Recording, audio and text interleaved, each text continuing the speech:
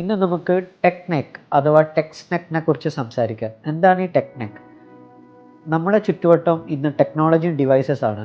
നമ്മൾ ഓഫീസിൽ പോയാൽ കമ്പ്യൂട്ടേഴ്സ്, ലാപ്ടോപ്സ്, ടാബ്ലറ്റ്സ്, മൊബൈൽസ് ഇവയൊക്കെയാണ്. വീട്ടിൽ വന്നാലും നമ്മൾ മൊബൈലിൽ എൻ്റർടൈൻമെൻറ്റും കുട്ടികളുടെ ഓൺലൈൻ ട്യൂഷൻസ് എന്നൊക്കെയാണ് നോക്കിക്കൊണ്ടിരിക്കുന്നത്.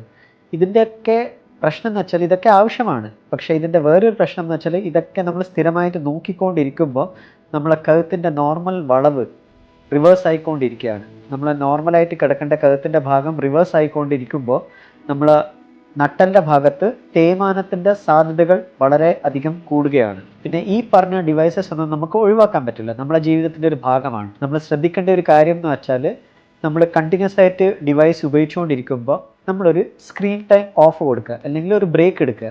പിന്നെ കുറച്ച് നെക്ക് സ്ട്രെച്ചിങ് എക്സസൈസസ് ചെയ്യുക, കുറച്ച് റിലാക്സ്ഡ് ആവുക.